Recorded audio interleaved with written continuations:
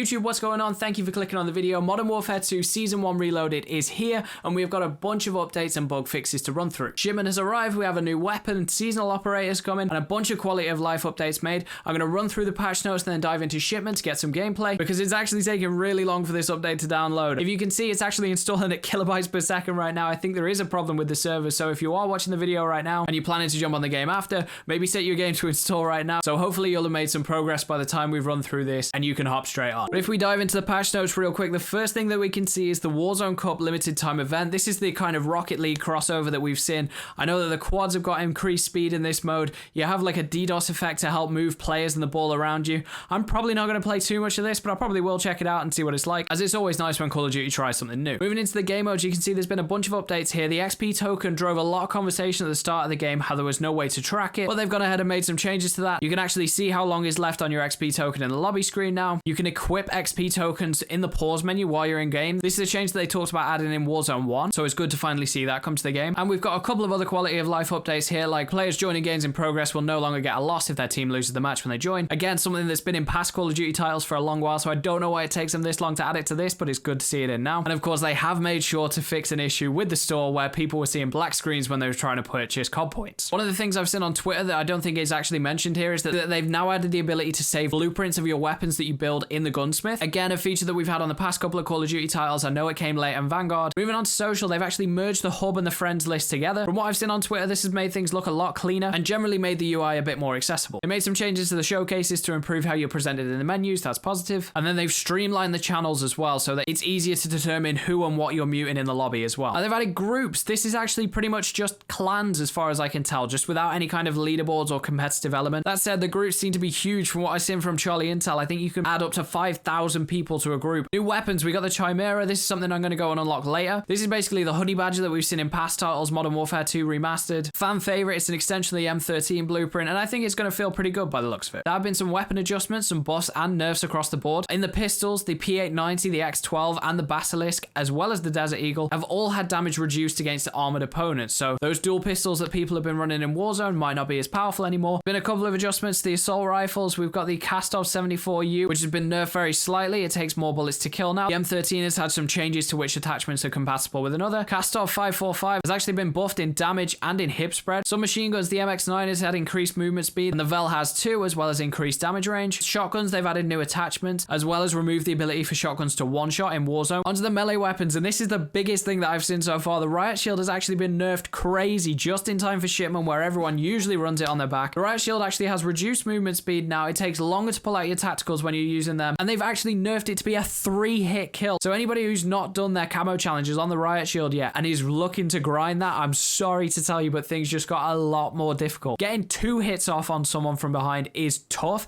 Getting 3, that is going to be a challenge. That's where something like Tier 1 is actually going to feel hugely beneficial now. There's been some changes to the vehicles as well. They've reduced some of the damage that you take from helicopters when you land, increased some of the damage that you take when driving and falling off of things. One big buff that I've seen here, the portable radar, you can actually now stick to vehicles. For me, I think this is big in Warzone especially. You could stick that to your car as you're driving around, get a little UAV. The radius is really small, don't get me wrong, so you're probably going to have to drive pretty close to buildings and stuff, but seeing as it's so hard to get a UAV in Warzone now anyway, this is actually really exciting to see how it plays out. On Warzone, we got changes to the playlist as well. Still no third person returning despite people being big fans of that. We've got Mini Royale instead for this Warzone Cup. One of the things that they've talked about a lot is this building 21 that they're adding into the map, although it won't be in the map. They talk about here that the keys have actually dropped in Al Mazrah, so you can find the keys in DMZ, and it's going to give you limited access to the biological laboratory known as Building 21, which will take players outside Al Mazrah to complete a hyper dangerous new area of DMZ. Now, Building 21 is one of the ways that you can actually unlock the Chimera in game, as pointed out by Charlie Intel here. You can get 2 operator kills with an assault rifle, or you can extract with the weapon from DMZ Building 21. But despite it being a DMZ building, Charlie Intel pointed out a really important thing, that Building 21 is actually not live with today's update. It's live in a separate location that's not Al Mazrah, and Infinity Ward said it's up to people to figure out where it is and how to get into it. If you want to unlock the Chimera, you're going to have to get 2 kills with assault rifles in multiplayer. I think you should be able to leave the match straight after doing this to speed things up, or you're going to have to go and buy the store bundle, which is live now as well, so how convenient, you can spend some COD points. Moving back to the patch notes in Warzone, they've increased the number of strongholds, so increased the way to get your loadout, and they've nerfed some of the AI. They've reduced the damage that they're outputting, as well as reducing how frequently the AI spawn back in after being wiped, as well as the amount of AI that actually drop when they do spawn. As for the equipment, this is across across Warzone and DMZ. So the bomb zone is back. It's been nerfed slightly. Players on the outer radius of the explosion will survive, but they'll take critical damage. So that's going to knock off all 3 of your armor plates. If you have less than 3 armor plates, it's probably going to kill you in 1. And they've changed the way that the radiation blocker works in DMZ too. A couple of quality of life changes. People that are outside of the playable area have longer now to get back in, which is good. I know I've driven a vehicle out of bounds and not actually had time to turn it around and get back in. That's positive. There's a sound that's been added to when players get revived. Again, something that we had in Warzone 1, a strange thing to remove because it's really part of that skill gap, knowing when it's safe to fight, when players are still down, etc. Glad to see that that's back in the game. Ammunition will be picked up automatically when you go over guns that have been dropped, that have had the ammunition dropped automatically with it as well. Streamlined the way you can interact with ground loot and changed how some of the buy stations spread out the things that you buy. One of the big things that was causing a lot of chaos last night is the combat record. They had announced that we were going to be getting combat records with Warzone 2.0 and that was going to be coming with this Season 1 Reloaded update, and then confirmed late last night on Twitter that wouldn't be happening because of the accuracy of the data population. And again, this is a particularly frustrating one for me. We've had combat records leaderboards live in Call of Duty since Call of Duty 4 in 2007 at launch, working perfectly, tracking perfectly, and now in these newer titles we're getting all of these base issues with the foundation of the game. I'm not a game developer. I don't know how hard those things are. I have no ill meaning for any of the devs, but it is really confusing how a game like Warzone 2 that has all of the backing, all of the revenue that it generated over the past couple of years with Warzone 1, how these things don't launch with these foundational features that people know as core to the Call of Duty franchise. And then finally we got bug fixes. I'm not going to run through all of these because as you can see there are so many. This is the biggest part of the patch notes and it extends beyond Warzone into DMZ2 as well as then direct into the Trello board where there are a handful more issues that are publicly recognized. All right, we're finally on. Holy sh! It's lagging because my shaders are installing and I can't skip the intro. Woo! Al Mazrah. I've seen it before. Shipment 24/7. Okay, this is what we wanted. Let's check out the XP real quick. Right, so if you just go along in the menu, oh, this is much better. Okay, so you've got your 3 columns, right? You got your standard rank, your weapon XP, and then your battle pass XP, and then they're all graded into how long the XP token actually lasts. Does it say how long I have left? Yes, it says at the top. It says at the top. Yeah, Ryan looks clean.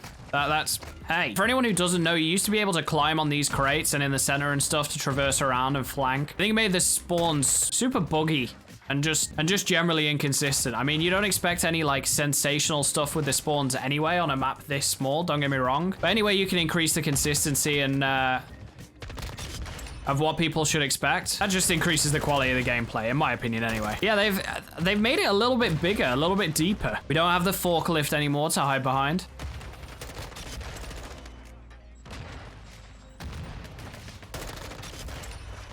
Let me check that the Chimera unlock is tracking. Yep, we've done a 1 out of 15 matches. Lovely. Well, one thing I did want to check real quick was the Warzone perks, right? All right, so we still can't make our own perk packages on Warzone. We still have to use the default ones. I'm gonna jump in this Warzone cup real quick and see what it feels like. Okay, what on earth?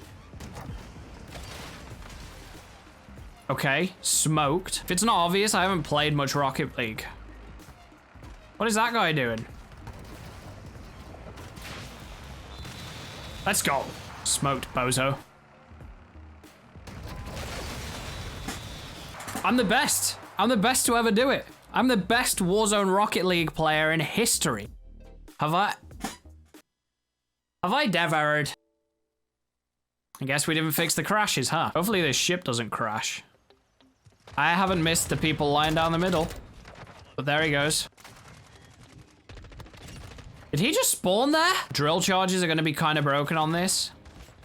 Especially when you stick them to people. The one thing I'm not a huge fan of is all these little half spots where the containers are lent out from the wall and stuff that people can camp behind. I mean, that isn't new. I'm just complaining at this point. That is an unfortunate spawn.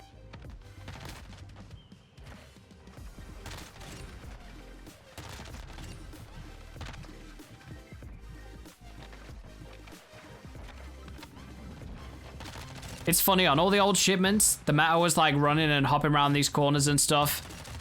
And don't get me wrong, people are still going to be doing it. But with the speed penalties that you get, you often can't even get the kill anyway. In the blog post yesterday, they were telling people to play the objective. We played like, what, 10 minutes of this game or something, I think? And we've managed like, I don't know, 1 minute on the objective between the two teams. I can be honest, with how much bigger the map feels, it feels a little strange The time to kill is so short that it kind of feels just like a kill trade-off simulator. All right, guys, that's Shipment. That's Season 1 Reloaded. We got a bunch of updates, a bunch of quality of life changes. There's still some crashes. Hopefully that's addressed on PC. Hopefully console's a little better too. Warzone Cup felt fun. Definitely something new, but I think they still got a lot of work to do now. But either way, I'm excited to unlock this Chimera and try that out tomorrow. I appreciate you guys checking out the video as always, and I'll catch you in the next one.